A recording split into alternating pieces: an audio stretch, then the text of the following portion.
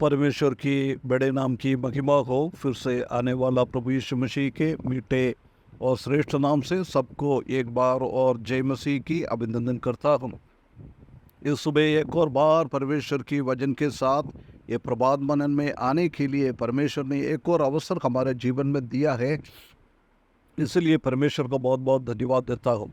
पिछले दिनों में हम निर्गमन की किताब 10 अध्याय से कुछ बातें मनन करने के लिए चालू किया था। उसका पहला और दूसरा पद की ओर हमने देखा था।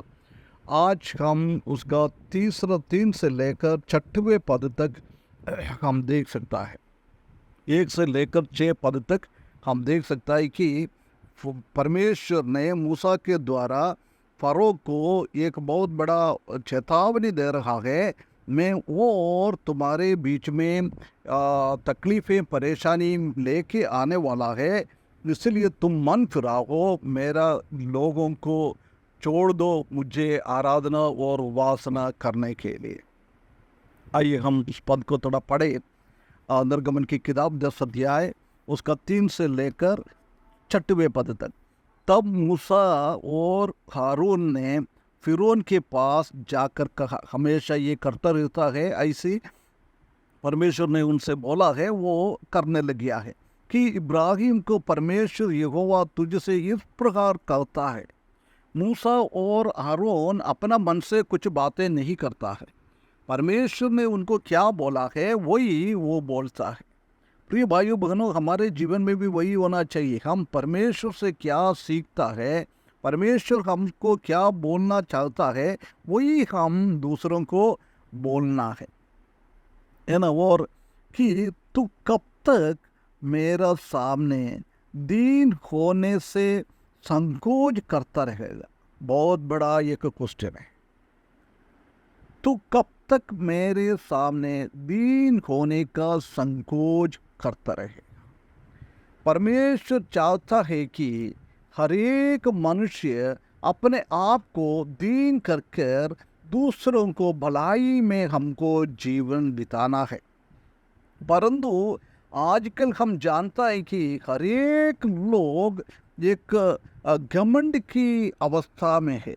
कुछ भी उनके पास है नहीं है तो भी इतना घमंड हो जाता है, दूसरे के सामने अपने आप को थोड़ा दीन करने के लिए करता नहीं है। ऐसी एक स्थिति है। आज हम विश्वासियों के बीच में भी हम देख सकता है कि हर एक विश्वासी दूसरों के ऊपर एक घमंड के अनुभव में हो रहा है। इसलिए हम जानता है कि आजकल परिवार में और कलीसिया में बहुत सारा समस्या आ रहा है। पति पत्नी के ऊपर दीन हो घमंड करता है, पत्नी पति के ऊपर घमंड करता है, एक दूसरे के सामने दीन करने के लिए एक अनुभव नहीं है। बच्चे लोग भी ऐसी है, माँ बाप के ऊपर इतना घमंड तरीके से बातें करता है। आजकल कई दुनिया में हम एक दीनता हम देख नहीं सकता है, परंतु परमेश्वर ये चाहता है कि हमेशा हमेशा हम दीन होकर जीवन बिताना है। बोल रहा है तुम भी दीन नहीं होएगा तो मेरी प्रजा के लोगों को जाने दे कि वो मेरी उपासना करे। ये परमेश्वर चाहता है और कुछ नहीं चाहता है। मेरा जन है, मेरा लोग है, मेरा लोग मेरे को उपासना करना। हम भी परमेश्वर का संतान है, परमेश्वर ने मनुष्यों को बनाया है, इसलिए परमेश्वर चाहता है कि हम भी हमेशा परमेश्वर को उपासना करें। जिंदा खुदा परमेश्वर जिसने इस दुनिया को बनाया है वो कोई रिलीजन का नहीं है, कोई कास्ट का नहीं है, कोई जाति का नहीं है। परमेश्वर सबका है, पूरा दुनिया का लोगों का है। परमेश्वर ये चाहता है कि सच्चाई में हम वो खुदा परमेश्वर को आराधना करें। हम एक बार सोचे, हम खुदा परमेश्वर को हम आराधना कर रहे हैं क्या? हमारा अवस्था क्या है? चार पद में लिखा है, यदि तू मेरी प्रजा को जाने ना दे तो सुन, कल मैं तेरा देश में डिट्ठी उनको ले आऊँगा। अगला 8वां एक अवस्था, एक बहुत बड़ा टिट्ठियों को लेके आता है।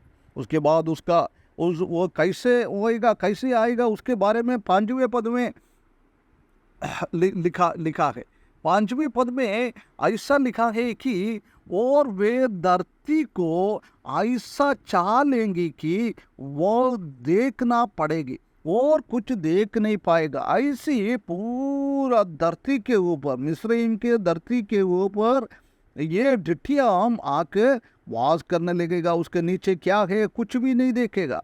और तुम्हारे जो कुछ ओलों से बिछ रहा है उसके वे छट कर जाएंगे। पिछले दिनों में हमने देखा था कि ओले के द्वारा कुछ होते, वो छोटा छोटा था, वो बिछ गया था, परंतु उसी को भी सत्यानाश करेंगे। परमेश्वर का क्रोध कितना भयंकर है। और तुम्हारे जितना वृक्ष मैदान में लिखा है उनको भी वो कट जार जाएंगे। हर एक चीज़ों को, कोई भी हरियाली नहीं मिलेगा, वृक्ष नहीं मिलेगा, लता नहीं मिलेगा, पौधा नहीं मिलेगा, कुछ भी नहीं मिलेगा, सबको खत्म करेंगे। 6वें पद में लिखा है और वे मेरे और तेरे सारे कर्मचारियों निदान सारे मिस्रीम के घरों में भर जाएंगे। हर एक, किसी को भी नहीं छोड़ता है, फरोह से लेकर एक गरीब आदमी के घर तक। इतने टिटियाम तेरे बाप दादों ने या उनके पुरखाओं ने जब से पृथ्वी पर जन्मे तब से आज तक नहीं देखा। देख, इतना लेके आ जाएगा परमेश्वर। एक कहाँ से लेके आ जाएगा? पूरा दुनिया का भरा हुआ टिट्टियों को मिस्रईम की ओर लेके आएगा। अभी तक किसी ने भी नहीं देखा है। और वह मुंह फेर कर फिरौन के पास से बाहर गया। ऐसी चेतावनी देते हुए वो उधर से निकल गया है। इधर हम देख सकता है कि मूसा के द्वारा परमेश्वर ने बहुत बड़ा एक चेतावनी दे रहा है। तुम्हारे घमंड से तुम नीचे आ जाओ। तुम्हारा घमंड से जाएगा तो बिल्कुल तुमको और तकलीफ आ जाएगा। तुम मन फुराओ।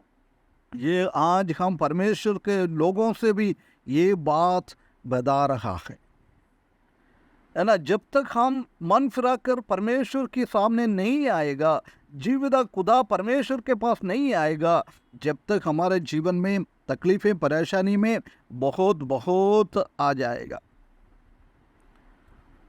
जब भी किसी ने भी परमेश्वर का वचन नहीं सुना है, उन लोगों का हृदयों में परमेश्वर ने ये बातें दिया हुआ है, उसी को भी हम मानना है, नहीं तो परमेश्वर का क्रोध आ जाएगा। हम परमेश्वर की चेतावनी को, परमेश्वर हमसे क्या बात कर रहा है वो हम इनकार करते हुए हम पाप में और जा रहे हैं क्या? तो ये भाइयों बहनों, परमेश्वर का क्रोध हमारे ऊपर आएगा। इसमें से और हम सीख सकता है कि God's warning that he will bring judgement upon the idols of the world. इस दुनिया के जिंदा परमेश्वर के विरुद्ध में चल रहा है, शैतान की कामों के विरुद्ध में परमेश्वर एक बहुत बड़ा चेतावनी लेके आ रहा है।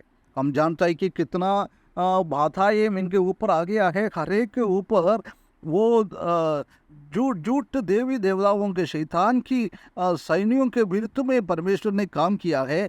इधर भी हम देख सकता है कि इनका उधर एक उबाज का एक देवता था, उसका नाम है सेठ।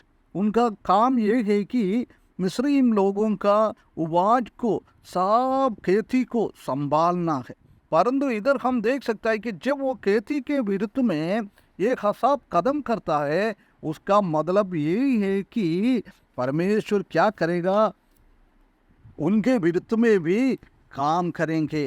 वो उनका देवी के ऊपर भी, सेठ के ऊपर भी परमेश्वर काम करेंगे। ये बात को इधर हम देख सकता है, परमेश्वर का न्याय उसी के ऊपर। इसलिए विश्वासियों अविश्वासियों सबको ये चेतावनी है, हम अपने आप को दिन दिखा खड़ा कर परमेश्वर को उपासना करें, परमेश्वर का आराधना करें, परमेश्वर को महिमा करें। जिसने इस पृथ्वी को बनाया है, किसने ये पृथ्वी को चला रहा है, उसी को हम करें। हम एक रिपेंट होकर, एक मन फुरा कर हम परमेश्वर के सामने आ जाए, नहीं तो परमेश्वर का क्रोध हमारे ऊपर आ जाएगा। ऐसा ना आने के लिए हम परमेश्वर के चरणों में आकर अपने आप को दीन बनाए। दूसरा लोगों के सामने भी हम अपने आप को दीन बनाकर हमारा जीवन बिताने के लिए, परमेश्वर से आशीष पाने के लिए कभी भी परमेश्वर का न्याय हमारे ऊपर ना आए,